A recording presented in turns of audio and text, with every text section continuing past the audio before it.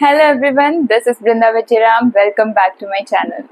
First of all, a big welcome to all the members of my channel. In the channel மூலமா சின்சியரா NORCET prepare பண்ணிட்டு இருக்கவங்களுக்கு என்னால பெனிஃபிஷியலா இருக்க முடியும் அப்படின்னு நம்புறேன். And thank you for trusting me. So நிறைய பேர் நார்செட் 9 முடிச்சுட்டு ப்ரிலிம்ஸ் வந்து கிடைக்காம நார்செட் 10 ப்ரிப்ரேஷன் ஸ்டார்ட் பண்ணலாம், இல்லை வேறு ஏதாவது நர்சிங் எக்ஸாம்ஸ் படிச்சுட்டு இருக்கலாம். அண்ட் நார்செட் 10 இப்போ தான் நான் வந்து ஃபர்ஸ்ட் டைம் ஒரு நார்செட் எக்ஸாம் எழுத போகிறேன் அப்படின்ற கேண்டிடேட்ஸாகவும் இருக்கலாம். I just want to break the reality. நான் வந்து இதுவரையுமே நான் ஷேர் பண்ண என்னோட வீடியோஸில் ரியல் ஃபேக்ட்ஸ் தான் வந்து நான் ஷேர் பண்ணியிருக்கேன், ரியல் லைஃப் எக்ஸ்பீரியன்ஸ் தான் ஷேர் பண்ணியிருக்கேன். ஸோ அதே தான் இப்போவும் நான் பயப்படுத்தலை, but I want to say the truth. உண்மையாக என்ன நடந்துகிட்ருக்கு அதை தான் நான் வந்து பேசணும் அப்படின்னு விரும்புகிறேன். ஸோ நார்செட் எக்ஸாம் அப்படிங்கிறது ஒரு நேஷ்னல் லெவல் எக்ஸாம். நான் வந்து பயப்படுத்தலை உங்களை. I am stressing you to see the reality. So ஏன் சொல்கிறேன் அப்படின்னா, எனக்கு வந்து நிறைய மெசேஜஸ் கமெண்ட்ஸ் வந்துச்சு. ஸோ இதெல்லாம் பார்க்கும்போது எனக்கு புரிஞ்சது என்னன்னா, பீப்புள் வாண்ட் ஃபாஸ்ட் சக்ஸஸ், அதுவும் எஃபர்ட்லெஸ்ஸாக வேணும், ஃபர்ஸ்ட் அட்டெம்ப்ட்ல வேணும். ஆனால் என்னால் அவ்வளோ எஃபர்ட் போட முடியாது. இவ்வளோதான் நான் படிப்பேன், ஆனால் நான் ஃபர்ஸ்ட் அட்டெம்ப்ட்ல வந்து பாஸ் ஆகிட்டோம் அப்படிங்கிற ஒரு மென்டாலிட்டி வந்து நான் நிறைய பேர்கிட்ட பார்க்குறேன். ஸோ அதனால தான் சொல்கிறேன், கொஞ்சம் ரியாலிட்டிக்கு வாங்க. இது ஒரு national level exam. Okay, minimum 5 lakh கேண்டிடேட்ஸாவது எழுதுகிற ஒரு எக்ஸாம் இது. ஓகே, ஸோ இதில் உங்களால் எப்படி அந்த மாதிரியான திங்ஸ் எக்ஸ்பெக்ட் பண்ண முடியுது? இந்த மாதிரி எல்லா கொஷின்ஸ்க்கும் என்னோட ஒரே answer no, a big no. நாளுக்கு நாள் கொஸ்டின்ஸ் வந்து ட்ரிக்கியாக மாறிட்டு இருக்கு, காம்படிஷன் வந்து அதிகமாயிட்டே இருக்கு. ஏன்னா நிறைய பேருக்கு வந்து அவேர்னஸ் போயிட்டு இருக்கு. ஓகே, ஆனால் இப்போவுமே வந்து நிறைய பேர் அவேரே இல்லாமல் எய்ம்ஸ்னாவே என்னன்னு தெரியாம நிறைய பேர் இருக்காங்க. ஓகே, பட் ஸ்டில் அவேர்னஸ் வந்து பாஸ் ஆகிக்கிட்டே இருக்கு இப்போ. ஸோ எல்லாருமே வந்து ஈவன் ஃபர்ஸ்ட் இயர்லேருந்து ஸ்டார்ட் பண்ணிடுறாங்க. 12th படிக்கிற பசங்கள்லாம் வந்து கேட்குறாங்க, ப்ரிப்ரேஷன் ஸ்டார்ட் பண்ணலாமா அப்படின்ற மாதிரி கேட்குறாங்க. ஸோ அந்த அளவுக்கு வந்து காம்படிஷன் ஹை ஆகிட்டு இருக்கு. ஸோ இந்த மாதிரி ஒரு நிலைமையில ஈஸியாக ஒரு குறுக்கு வழி சொல்லுங்க அப்படின்னு கேட்குற டைம் இல்லை இது. ஓகே, அப்படி கேட்டாலும் சொல்றதுக்கு ஒன்றும் இல்லை. So you have to put your efforts, அவ்வளோதான், வேற வழியே கிடையாது. ஆல்சோ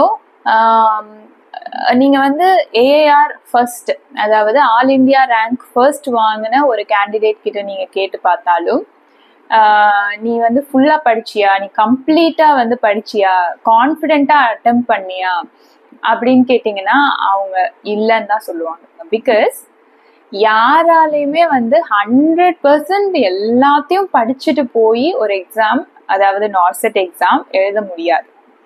ஓகே, நம்ம என்னதான் படிச்சாலும் சிலபஸ் கவர் ஆகாது.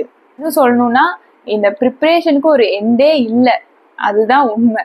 ஓகே, ஸோ யாருமே வந்து அவ்வளோ கான்ஃபிடென்ட்டா 100% எல்லாமே படிச்சுட்டேன் அப்படின்னு போய் எக்ஸாம் எழுத போறது கிடையாது. இது ஏன் சொல்றேன் அப்படின்னா, பயப்படாதீங்க. ஓகே, எனக்கு இது தெரியாது, அது தெரியாது, அது வந்துட்டா என்ன பண்றது அப்படின்னு பயப்படாம, நம்ம அங்க எப்படி வந்து ப்ரெசன்ஸ் ஆஃப் மைண்ட் யூஸ் பண்ணி எக்ஸாம் எழுத போறோம் அப்படிங்கறதுல தான் இருக்கு. ஓகே, அண்ட் ஆல்சோ நம்மளோட ப்ரிப்ரேஷன்லயும் இருக்குதான். எல்லாமே நம்மளால படிக்க முடியாது, பட் ஸ்டில் நமக்கு என்னெல்லாம் வந்து தெரிஞ்சிருக்கணும், பேசிக் concepts, important questions, important topics. So ஒவ்வொருத்தருமே வந்து அவங்களோட எஃபர்ட்ஸ் போட்டு ரிசர்ச் பண்ணி தான் ஆகணும். நீங்க அதுல டெடிகேட்டடா இன்வால்வ் ஆகணும். ஓகே, ஸோ உங்களோட எஃபர்ட்ஸை போட்டு என்னென்ன ரிசோர்ஸஸ் உங்களால் கலெக்ட் பண்ண முடியுமோ கலெக்ட் பண்ணுங்க. உங்கள் கையில் என்ன ரிசோர்ஸஸ் இருக்கோ ஃபர்ஸ்ட் அதுல இருந்து ஸ்டார்ட் பண்ணுங்க. ஸோ மைண்ட்ல ஃபிக்ஸ் பண்ணிக்கோங்க, காம்படிஷன் ஹெவியாக தான் இருக்க போகுது, ஆனால் நான் என்னோட பெஸ்ட்டை கொடுக்க போறேன் அப்படின்னு. பெஸ்ட் அப்படின்னா பேர் மினிமம் கிடையாது. ஓகே, உங்களோட 200%, அதாவது நீங்க வந்து எவ்வளோ டெடிகேட்டடா உங்களோட எஃபர்ட்ஸ் போட்டீங்க, எவ்வளோ டெடிகேட்டடா படிச்சீங்க.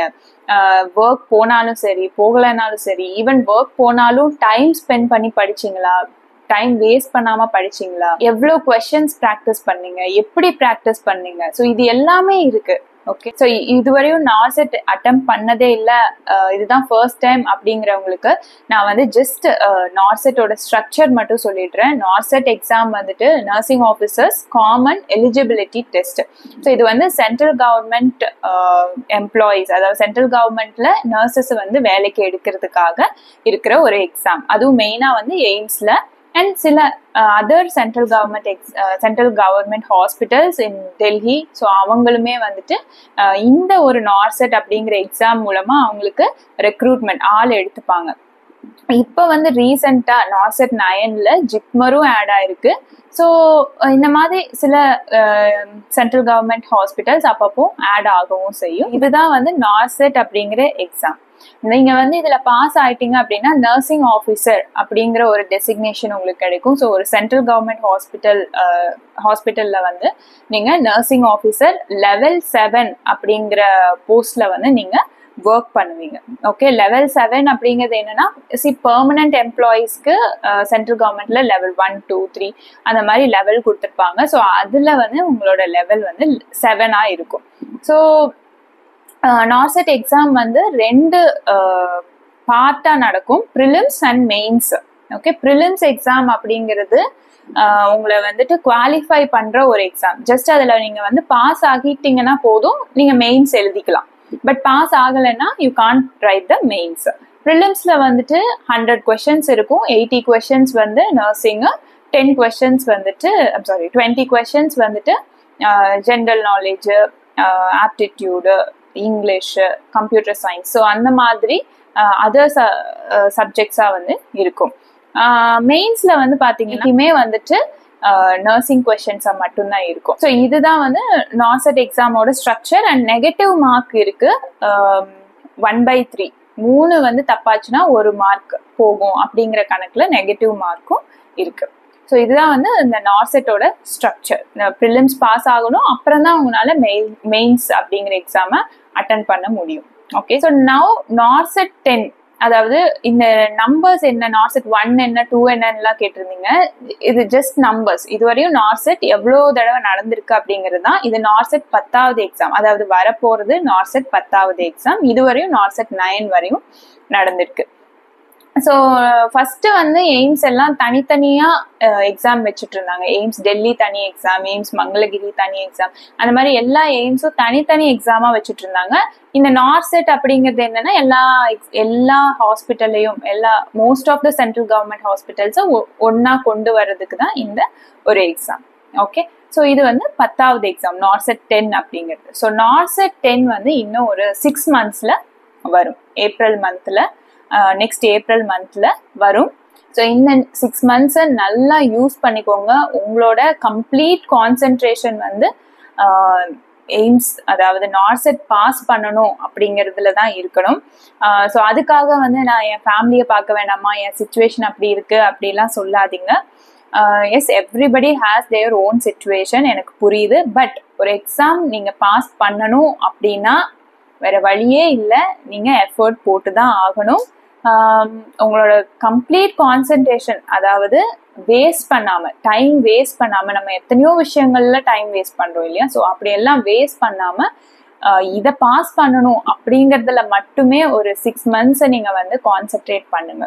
அதுக்கப்புறம் நீங்க பாஸ் ஆகி போஸ்டிங் வாங்கினதுக்கு அப்புறமா you will not regret that. Okay, இவ்வளோ நேரம் படிச்சுட்டோமே, இவ்வளோ கஷ்டப்பட்டுட்டோமே அப்படின்னு சொல்லி ரெக்ரெட் பண்ண மாட்டீங்க.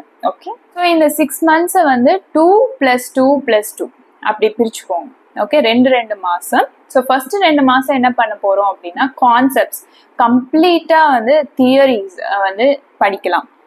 என்க்ளெக்ஸ் புக்கு இருக்குன்னா என்க்ளெக்ஸ் புக்ஸ் யூஸ் பண்ணுங்க. இல்லை உங்ககிட்ட என்ன புக் இருக்கோ அதை யூஸ் பண்ணுங்க. உங்க காலேஜ் புக்ஸோ இல்லை டார்கெட் ஹையோ, மிஷன் பரிச்சாரிக்கா, ஸோ இந்த மாதிரி ஏதாவது புக்ஸ் இருக்கும் இல்லையா உங்ககிட்ட, ஸோ அதுல இருந்து ஸ்டார்ட் பண்ணுங்க. உங்க கையில என்ன இருக்கோ அதுல இருந்து ஸ்டார்ட் பண்ணுங்க. ஸோ உங்களால புக் வாங்க முடியும் அப்படின்னா buy NCLEX book, NCLEX Saunders, NCLEX Mosby. So இந்த 2 புக்ஸை வந்து வாங்கிக்கோங்க. ஸோ இதில் வந்து கம்ப்ளீட் கான்செப்ட்ஸ் வந்து உங்களால் படிக்க முடியும்.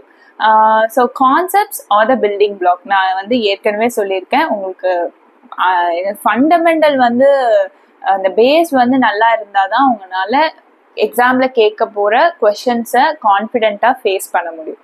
இல்லை அப்படின்னா நமக்கு பேஸே தெரியாது, ஈவன் ஒரு கேன்லா பற்றி கூட தெரியாது அப்படின்னா நம்மளால எதுவுமே பண்ண முடியாது. ஸோ இந்த ஃபர்ஸ்ட் 2 months வந்துட்டு நீங்கள் கான்செப்ட் ப்ரிப்பேர் பண்ணுங்கள். நீங்கள் வந்துட்டு வீட்டில் இருந்து பண்ணுறவங்களாலும் சரி, ஒர்க் போயிட்டே ப்ராக்டிஸ் பண்ணுறவங்களா இருந்தாலும் சரி, spend your time wisely. Okay, work போயிட்டு படிக்கிறது கஷ்டம்தான், பட் படிக்கணும், அவ்வளோதான். ஸோ அதுக்கப்புறமா வந்துட்டு நீங்கள் கோச்சிங் கிளாஸ் போகிறவங்களா இருந்தாலும் சரி, அந்த நோட்ஸும் யூஸ் பண்ணுங்கள். உங்களோட ரிசோர்ஸஸ் என்னென்ன உங்கள் கையில் இருக்கோ அதை யூஸ் பண்ணி 2 months set the time period. 2 months எல்லா சப்ஜெக்ட்ஸ் என்னெல்லாம் வரும் அப்படிங்கிறது எல்லாமே நான் வந்து வீடியோஸ் போஸ்ட் பண்ணியிருக்கேன்.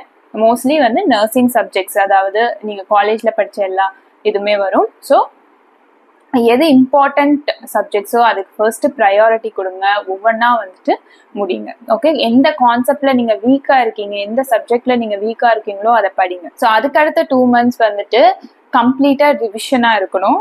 And plus previous question papers கொஞ்சம் கொஞ்சமா வந்து நீங்க கொஷின் பேப்பர்ஸ் பார்க்க ஸ்டார்ட் பண்ணணும். And last 2 months will be very intensive. So அந்த டைம்ல உங்களுக்கு கான்செப்ட் எலாபரேட்டா நீங்க வந்து ரிவைஸ் பண்றதுக்கு டைம் கொடுக்கக்கூடாது. ஒன்லி எம்சிக்யூஸ் நீங்க எவ்வளோ வந்து ப்ராக்டிஸ் பண்றீங்களோ அவ்வளோ நல்லது. ஓகே, ஸோ எம்சிக்யூஸ்க்குமே வந்துட்டு நீங்க புக்ஸ் வந்து target high, mission Paricharika and for prelims நான் சொல்றேன். ப்ரிலிம்ஸ்ல வந்துட்டு இந்த மாதிரி புக்ஸ் யூஸ் பண்ணுங்க. அண்ட் மெயின்ஸ்ல வந்துட்டு என்ட்லெக்ஸ் யூஸ் பண்ணுங்க. அண்ட் மோர் ஓவர் என்ட்லெக்ஸ் படிக்கிறது தான் வந்துட்டு ரொம்ப நல்லது. பிகாஸ் அது வந்து ப்ரிலிம்ஸ்க்கும் யூஸ் ஆகும், மெயின்ஸ்க்குமே கம்பல்சரி யூஸ் ஆகும். ஸோ நான் என்னோட எக்ஸ்பீரியன்ஸ், நான் எப்படி படித்தேன், அது எல்லாமே நான் வந்து உங்ககிட்ட ஷேர் பண்ணியிருக்கேன் ஆல்ரெடி. ஸோ நான் அது மறுபடியும் வந்துட்டு சொல்ல விரும்பலை. பட் உங்களோட லிமிட்டை நீங்களே செட் பண்ணிக்காதீங்க, லிமிட் பண்ணிக்காதீங்க. ஓகே, நீங்களே உங்களை ரெஸ்ட்ரிக்ட் பண்ணிக்காதீங்க. எனக்கு வந்து இது தெரியாது, எனக்கு அது தெரியாது. See, I have seen my friends, என்னோட கொலீக்ஸ், நல்லா படிக்கிறவங்களும் சரி, ஆவரேஜ் மார்க் வாங்கினவங்களும் சரி, தமிழ் மீடியம் சரி, இங்கிலீஷ் மீடியமும் சரி, எல்லாருமே படித்து இப்போ ஜாப்ல இருக்காங்க. ஓகே, நர்சிங் ஆஃபீஸரா இருக்காங்க. ஸோ இதெல்லாம் வந்து எக்ஸ்கியூஸா சொல்லி உங்களை நீங்களே ரெஸ்ட்ரிக்ட் பண்ணிக்காதீங்க. இதெல்லாம் வந்து ஒரு எக்ஸ்கியூஸ் கிடையாது. ஓகே, ஸோ அதெல்லாம் தூக்கி போட்டுட்டு ஸ்டார்ட் யுவர் ப்ரிப்ரேஷன். ஸோ அடுத்தடுத்த வீடியோஸில் சப்ஜெக்ட் ரிலேட்டடான இம்பார்ட்டன்ட் டாபிக்ஸ் எல்லாமே வந்துட்டு நான் கவர் பண்ணுறேன். ஸோ ஸ்டே டியூன்ட், கீப் வாட்சிங். உங்களோட ஃப்ரெண்ட்ஸ்க்கும் ஷேர் பண்ணுங்கள். பாய்.